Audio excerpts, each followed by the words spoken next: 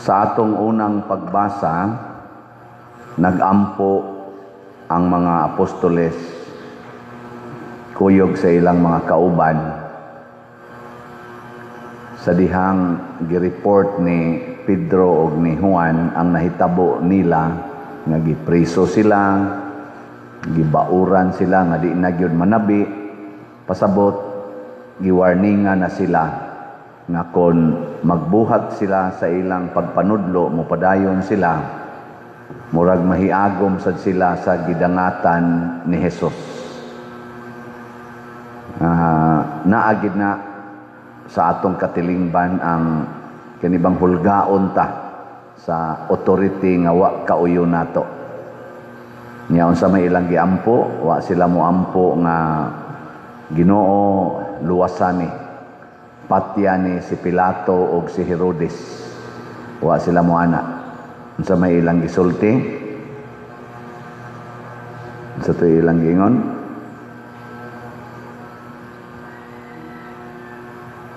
Niingon sila dire Ginoo karon, Ginoo tan-awa kining mga panghulga nga ilang gibuhat ug kaming imong mga sulugoon hatagig kaisog pagsulti sa imong mensahe. Sunan gana ang ila hinong gipangayo nga di unta sila mahadlok mo padayon. Wa sila mangayo, Ginoo protektahi mi, Ginoo panalipdi mi. Wa ang ila kaisog nga mo padayon. Nilingay mong tupad na mopadayon ka. Nya mangutana mo na unsay padayonon, ingon palit og raffle ticket. Bahala nagwa na koy sudan, bahala nagwa na koy kanon, padayon kog palit og ticket. Ana no, kamo padayon mo. Unya mamaligya pag yun mo raffle ticket. Nana Minya ingnon pag yun mo sa inyong baligyaan, wa ka nayabag biha, sister, nga kalisod sa panahon karon, maligya kag raffle ticket. Ana. Nya padayon gyud ka. Baligya. Unsa may resulta? Nauyog kuno ang ilang gi nahimutangan. Nikunsad ang Espiritu Santo nila. Ug matod pa diri ug silang tanan napuno sa Espiritu Santo ug nagwali sa mensahe sa Dios sa walay kukahadlok. Apil na ning atong patron. Wa mahadlok, potol din liog. siya mo'y unang naputlag liog sa 12 ka apostoles. Kani atong patron, Santiago Apostol. Nya ganahan mo mosunod sa atong patron. Yeah. Ingna ko na imong tupad, ingna okay ra nimo ikay unang putlas liog. Ingna ba? Oy, kasagaran to. Ginoo luwas sa taon mi. Ginoo ipaiway mis mga kadautan. Ginoo usba in taon ang kasing-kasing aning akong kontra aron dili ko nya dayunan og atake. Oh, mao na itong ampo sayop din ang mga igsoon. Ang ato din iampo lig-una ko aron magtuman nako ang imong sugo. Lig-una ko kay ganahan gyud kong mutuman sa imong sugo. Ana na nya di gid ay mohikaw ang Ginoo nato. Mo nang niingon diring atong salmo, bulahan ang tanan nga nagasalig sa Ginoo.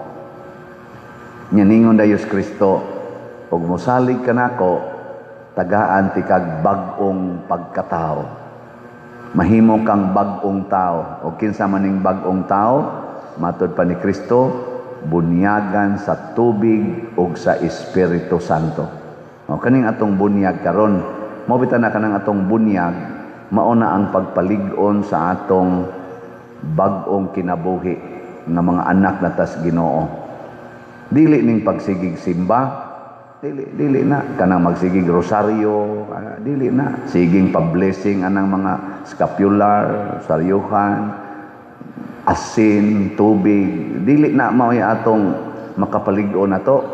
Kana bang makaingon ka nga bisag wa ning rosaryuhan, bisag wa ning scapular, bisag wa gani ning Bible, bisag wa gani ning mga asin og tubig, Ginoo, kung idili na ninako tanan, hinaot unta ang akong kasing-kasing magpabilin nga magsunod gyud sa imong kabubuton. Ana. Kay usay hadlukan ra kay tas tanan. Ala, bit-bit anang daghang king asin. Unya, isabwag ko no, kay para maayo siya sa iyang sakit. Ingnan Ginoo, liguna ko Ginoo nga mudawat sa akong sakit. Samas gibuhat nimo ngadto ni San Roque, gibuhat nimo ngadto ni Saint Teresa of the Child Jesus, ug sa ubang mga santos nga nangamatay sa ilang sakit nga malipayon. Sakit na kay akong tuhod, Lord. Liguna ko, dili ang tuhod kung dili ang akong pagdawat sa akong tuhod nga di na gyud mapiko. Ana. Lord, sakit kay akong gibati, colon cancer ning ako. Or unsa to nang sakit ko no aning atong presidente, diversion. Daghan ko nung diversions ba? Diversionalitis unsa to? Oh, inana.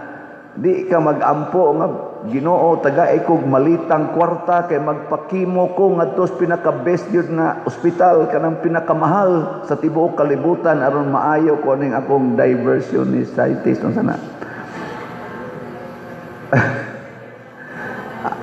Matao unta pag-usab ang ato mga politicians nga di na sila mahadlok nga Ginoo, tagaay mig daghang kwarta kay hadlok ay may aning way kwarta. Mao ning mangawat gyud mi aning malita-malita, taga imig higayon nga makakawat gyud mi.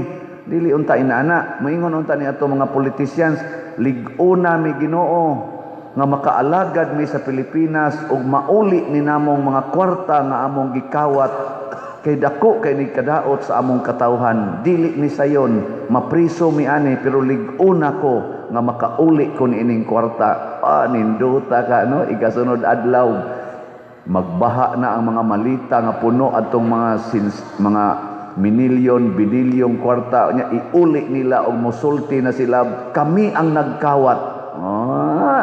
Nindota o sa inyong buhaton, pak to the max.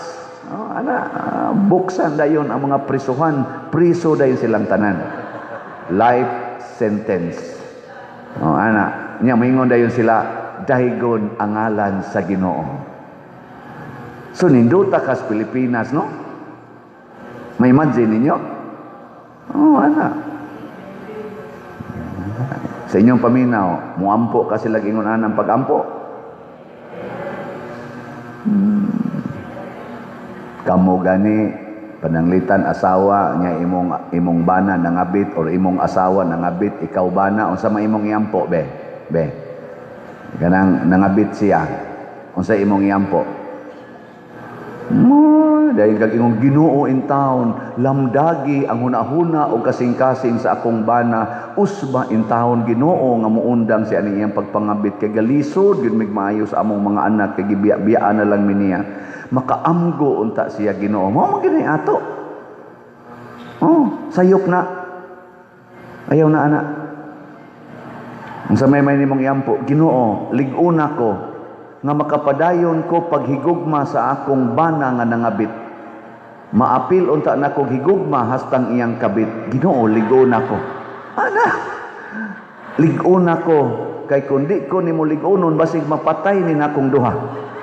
Nya, maimpirno na hinuon ko. Ana, tanawa, di ba, sunod adlaw, ikakita ni mo sa imong bana o sa iyang kabit, moingon dahin ka, hala Lord, mura man kog naluoy nila. Nya moingon dayon Ginoo bago magugang nag-celebrate sa pista sa Divine Mercy. Di ba? Sana all. Nya makasmile din ka sa iyang kabit. Nana, moingon ni kaday, diin day kagikan. Sada nagpalit ko tong sudan kay tuwa mang imong bana sa amo karon. Sa oy kana ganing ayo-ayo mo ha, enjoy, amping. Ana. Ninduta ka nimo no mura kag buang sa matas mga tao. Pero nindot ka sa matas Ginoo kay natawo ka na pag-usab. Kamao na kang mohigugma og kaaway. Kamao na kang mutabang og kaaway. kamao gani kang magpakamatay para sa imong kaaway. Di ba ningos Kristo? Love your enemies. You must be perfect as your heavenly Father is perfect. Oh, hilom na mo. Manindog na ta. Atong ipahayag ang atong panginahanglan.